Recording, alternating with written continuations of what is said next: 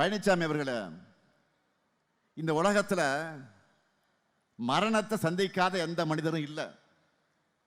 யாராக இருந்தாலும் மரணம் ஒரு நாள் நிச்சயம் வந்தே தீரும். இந்த ஸ்டாலினுக்கு மரணம் வரும், மண்ணில் புதைப்பார்கள்.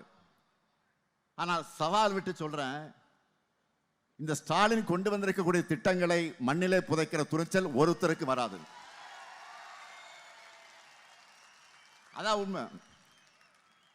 இந்த திட்டங்கள் இருக்கிற வர இந்த ஸ்டாலின் தான் தமிழ்நாட்டை ஆள்வான்.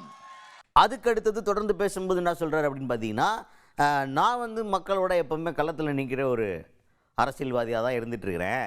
நீங்கள் என்னையை பற்றி பேசலாமா? உங்களுக்கு அந்த தகுதி இருக்கா? நீங்களாம் மழை காலத்திலேயே வேற ஒருத்தவங்க கொடுத்த நிவாரண பொருளுக்கு உங்கள் ஸ்டிக்கரை ஒட்டி சப்ளை பண்ணால் ஒரு தரம் தான் இந்த ஆள். நீங்கள் பேசலாமா அதை பற்றிலாம்? எங்கள் கட்சி அப்படி கிடையாது.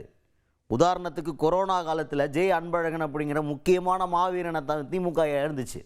அவர் என்ன சொல்லியிருந்தார்? வாயில் வாக்கரிசி போட்டுட்டு தான் திமுகவில் நாங்கள் கட்சியிலே சேர்ந்துருக்கோம், அரசியலுக்கு வந்திருக்கோம் அப்படின்னு சொன்ன ஒரு மாவீரன்.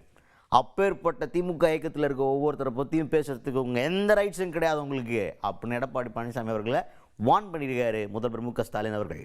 வாழ்க்கை முழுக்க களத்திலே இருக்கிறவன் தான் இந்த முத்துவேல் கருணாநிதி ஸ்டாலின். நீங்கெல்லாம் பேசலாமா? பழனிசாமி அவர்களை நீங்கள்லாம் இப்படி பேசலாமா? வெள்ளக்காலத்தில் கூட யாரோ ஏற்பாடு பண்ண நிவாரண பொருட்கள் மேலே அதிமுக ஸ்டிக்கரை ஒட்டினவங்க தானே நீங்க. இதுதான் உங்க தகுதியும் தராதரமும்.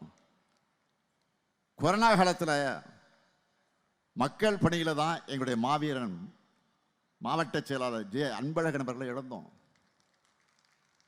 அந்த அன்பழகன் சொன்ன ஒரு வார்த்தை இன்னும் இங்கே ஆரம்பிட்டிருக்கேன் மனசில். நாங்கள்லாம் வாய்க்கரிசி போட்டுக்கிட்டு தான் திமுகவுக்குள்ளே நுழைஞ்சிருக்கோம் சொல்லுவார் அடிக்கடி.